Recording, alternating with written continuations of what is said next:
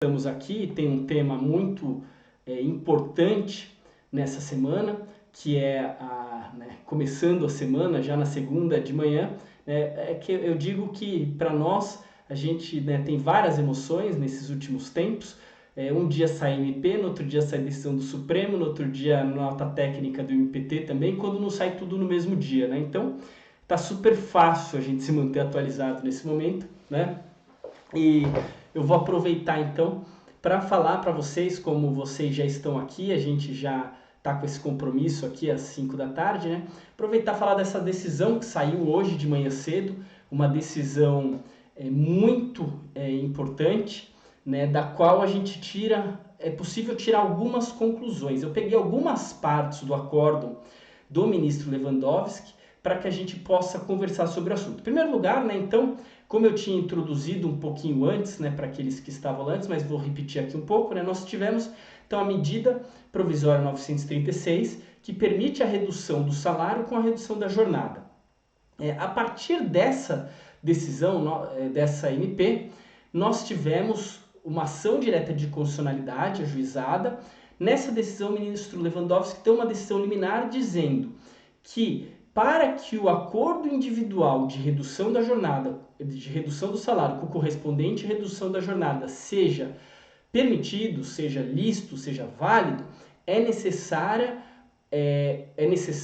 um acordo ou convenção coletiva que o ratifique, digamos assim, né? Que o sindicato ratifique esse acordo individual. A ratificação desse acordo individual não pode ser uma mera autorização, ela tem que ser formalizada por um instrumento coletivo de trabalho. Não faz sentido você ter uma comunicação ao sindicato para que ele simplesmente concorde. Não, a decisão ela fala que o sindicato ele deve, no prazo de 10 dias, ser comunicado nos termos da MP. Então, nos termos da MP, é firmado o acordo individual, por 10 dias o empregador tem aí o dever de comunicar o sindicato. Comunicando o sindicato, para que essa comunicação? Veio lá na liminar, o ministro Lewandowski falou, vou interpretar o dispositivo conforme a Constituição. Então ele terá os 10 dias para que o sindicato se manifeste se assume ou não a negociação coletiva. Se assume ou não a negociação coletiva, isso significa o quê? Significa que ele vai ter o prazo do artigo 617, isso está lá na decisão do ministro, então o prazo de 8 dias para que ele assuma a negociação coletiva. No entanto, a MP ela reduz esses prazos do artigo 617, a mesma MP, pela metade. Então veja, a interpretação ali até conforme a Constituição foi uma interpretação que buscou realmente dar efetividade ao dispositivo da MP. Então, metade do prazo. Então ele teria 4 dias para assumir a negociação coletiva. Se ele assumisse, ia valer o que fosse resolvido na negociação coletiva. O acordo individual só valeria se aqueles termos fossem eventualmente ratificados por uma norma coletiva. Se ele não falasse sobre essa questão, se o sindicato ficasse omisso, diz a decisão que aí sim o acordo individual prevaleceria, teria efeito sem qualquer problema. Então, veja só, duas opções aí. O sindicato assume a negociação coletiva, primeira opção. Segunda opção, não faz nada, permanece omisso, e aí sim o acordo individual passaria a valer. Só que o ministro se refere ao artigo 617, no sentido de que o sindicato não assume a negociação coletiva, no final poderia uma comissão de trabalhadores formalizar uma negociação coletiva, né? E aqui ele faz equipara essa comissão ao próprio acordo individual, enfim.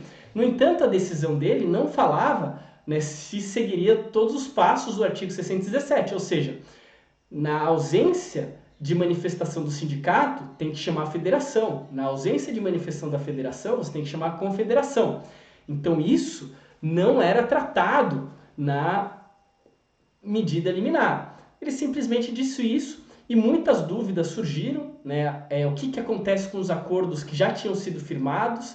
Os novos acordos, eles devem então ser firmados. Mas o sindicato, se não estiver funcionando e se não conseguiu contato com o sindicato, esses problemas práticos todos também, a decisão não trata. E aí vieram lá os embargos de declaração. Nos embargos de declaração, o ministro diz: a decisão não é omissa, não é contraditória, não é obscura, ela é perfeita, né, é apta. No entanto, vou sanar aqui algumas questões que surgiram de dúvidas. Bom, na minha opinião, né, data máxima vênia, se ele reconhece que há dúvidas, há obscuridade, né? No entanto, né, enfim, ele diz que não há dúvidas, ele diz que há dúvidas, mas não há obscuridade. Enfim, então ele conhece dos embargos de declaração, mas não os dá provimento. Ele diz que a decisão que vale é a decisão inicial, mas ele explica um pouquinho ela, né, a decisão. E nessas explicações eu consegui extrair 3 pontos essenciais, tá? 3 pontos muito bons aí, que, na minha opinião, esclarecem bem o que ele quis dizer na primeira decisão. Então veja lá, primeiro parâmetro que ele diz lá: olha, negociação coletiva ela é imprescindível, não tem como você permitir a redução salarial sem que o sindicato tenha participado desse procedimento, tá? Então esse é um primeiro parâmetro que a gente deve seguir. A lei, a MP, fala, então você tem o prazo de 10 dias para comunicar. E aí, uma dúvida que existia. Durante esses 10 dias de comunicação, e mais, até que o sindicato se manifeste, o que acontece? O acordo individual vale ou não vale? Ele disse que vale, tá? Então, o ministro Lewandowski disse nessa decisão de hoje, no embargo de declaração, que a partir do momento que é firmado o acordo individual, ele estará valendo, tá? Ele é válido. No entanto, ele é válido mediante uma condição. Qual a condição? A aceitação desse acordo pelo sindicato. Tá? Então veja, desde o início ele é válido. Tá aqui, ó. Ele coloca aqui assim, ó. Vale sublinhar que uma das possíveis consequências da falta de comunicação do empregador à respectiva entidade sindical no prazo de 10 dias estabelecido no MP será a perda da validade do acordo individual por descumprimento de uma formalidade essencial. Então veja só. Se não comunicar no prazo de 10 dias, o acordo individual deixa de existir. Então veja só, o acordo ele é válido desde sua assinatura. Não comunicou nos 10 dias, ele perdeu a validade, tá? Então, assinou o acordo individual, ele é válido, tem que comunicar nos 10 dias. Se não comunicar, ele deixa de ser válido. Depois ele vem lá, são válidos e legítimos os acordos individuais celebrados na forma da MP, os quais produzem efeitos imediatos, valendo não só no prazo de 10 dias previsto para a comunicação do sindicato, como também nos prazos do artigo 617, agora reduzidos pela metade. Então, durante aqueles prazos de comunicação, só que veja, ele fala, olha só, como também nos prazos estabelecidos pelo artigo 617. Então veja, ele reconhece que nós temos lá 3 prazos no artigo 617. Primeiro prazo, 8 dias, agora reduzido pela metade, né? Então 4 dias para comunicação do sindicato, depois 4 dias para comunicação da federação, depois 4 dias para a comunicação da confederação.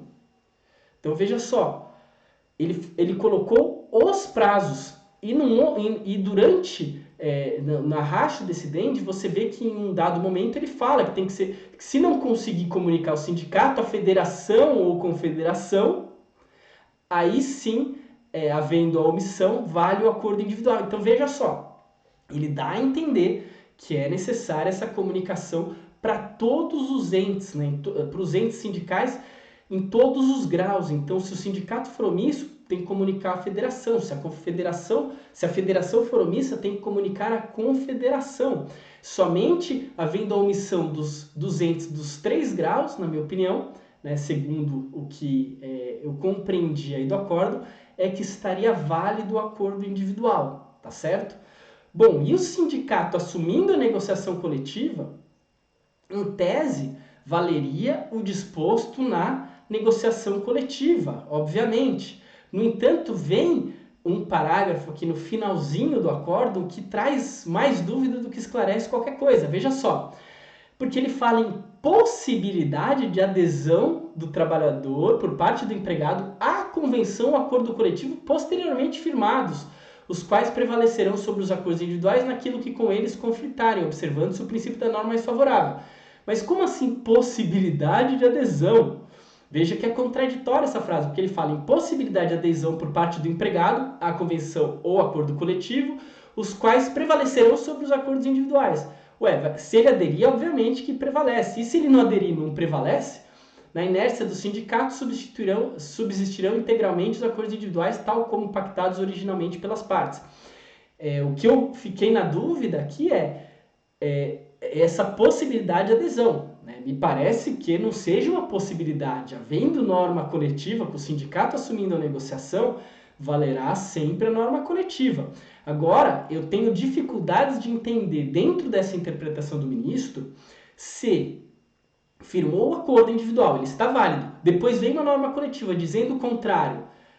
Esse período, digamos que isso demorou aí 20 dias, esses 20 dias vai continuar válido o acordo individual, só por esses 20 dias vai ter redução salarial, depois volta ao salário, sei lá, conforme tiver pactuado na norma coletiva. E se a negociação coletiva for infrutífera? Porque veja, ele vai assumir a negociação segundo a decisão. Só que a Constituição fala em firmar um acordo ou convenção coletiva, o que é diferente. A negociação coletiva é um procedimento prévio ao acordo e convenção que serão posteriormente firmados. Então, são muitas as dúvidas ainda remanescentes. Eu não sei se na sessão do plenário que nós teremos essa semana, no dia 16, né, não sei se isso será ou não solucionado, espero que sim, mas vejam que nós temos muitas dúvidas. É um momento de calma, na minha opinião. A gente vê aí que já tiveram mais de 200 mil, é capaz isso que falaram na semana passada, né, até a decisão liminar do ministro.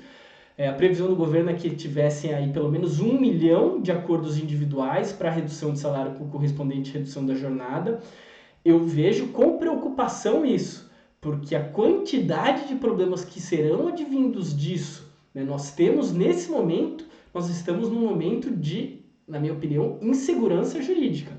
Não se sabe se é possível ou não fazer esse acordo individual, tampouco se ele será válido ou não, por quanto tempo ele será válido, quais serão os efeitos da negociação coletiva.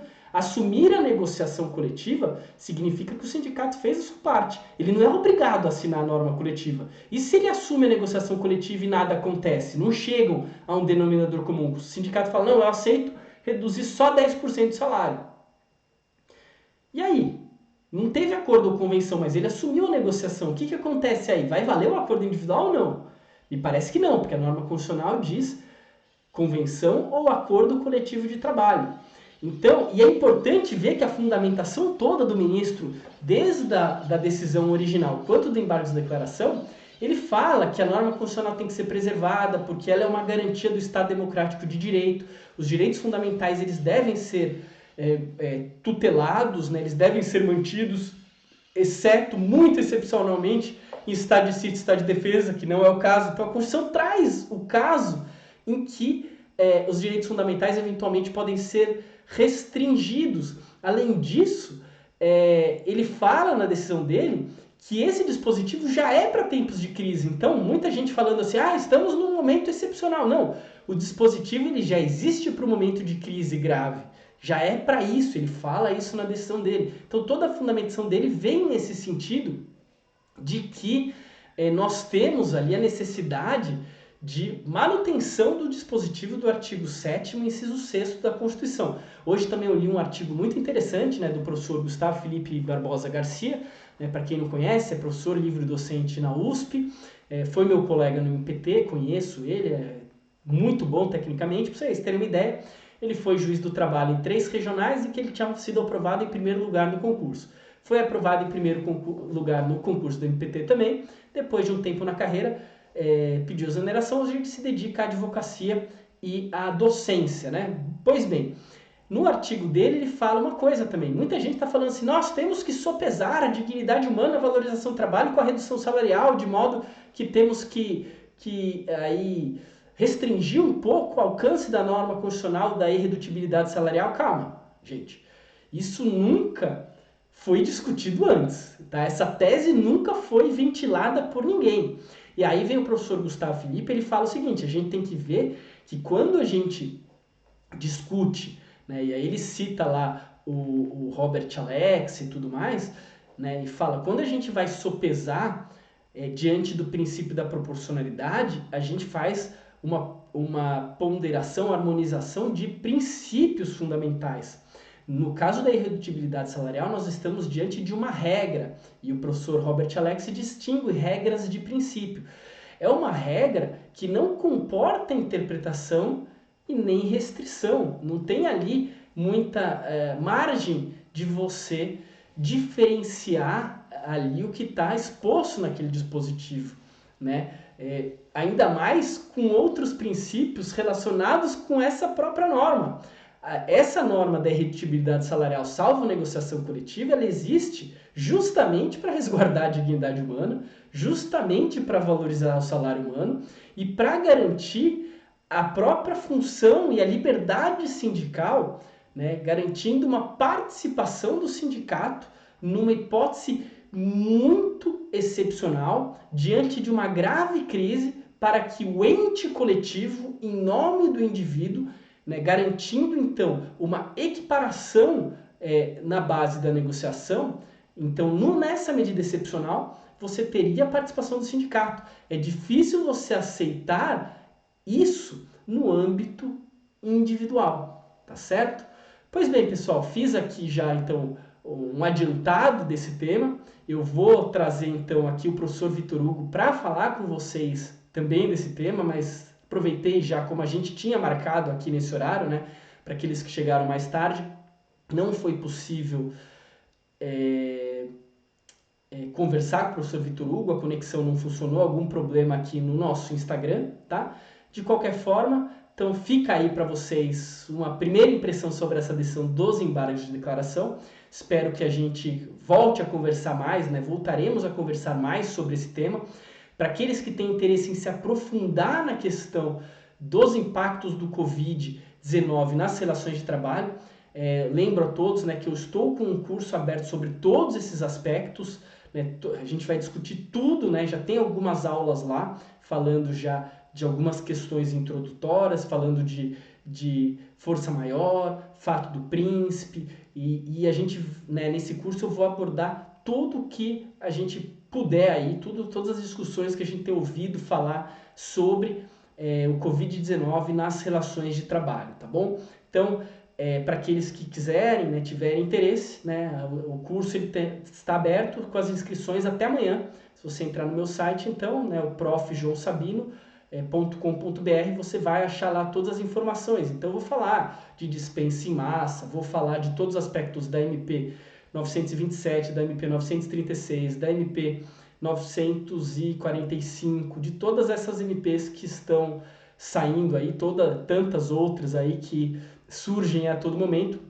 A gente vai discutir tudo isso e eu estaria à disposição aí para vocês também para tirar todas as dúvidas que surgirem, tá bom? Agradeço então a participação de todos aqui nessa live, né? Desculpem aí por não ter conseguido trazer o professor Vitor Hugo, né? E deixa eu ver aqui, tem uma dúvida aqui, as verbas rescisórias pelo fato príncipe devem ser requeridas por ação judicial? Sim, as verbas rescisórias, o trabalhador vai pleitear eventualmente verbas rescisórias em juízo, e o empregador tem que chamar, e a lei fala em chamar a autoria, tá? Então, a gente, até no curso eu tenho já discussão sobre que forma de intervenção de terceiro seria essa, chamar a autoria para que o Estado participe do processo, tá bom? E aí são algumas questões advindas disso. Só para falar também, né, teve uma pergunta logo no começo de um colega sobre a questão do concurso do MPT, se ele vai ser mantida a data ou não, nós não sabemos ainda, né, pessoal? O meu chute é que a data vai ser adiada do concurso do MPT, mas a gente não tem como saber, então a recomendação é estude com a data que está lá prevista no cronograma do concurso. Somente quando for, e se eventualmente for alterada essa data, é que você deve mudar o seu cronograma de estudos, tá bom? Então é isso, pessoal. Um grande abraço a todos. Para aqueles que são alunos do curso Coringa, logo mais nós temos a live exclusiva lá do curso Coringa, tá bom? Um grande abraço aí, até mais, pessoal.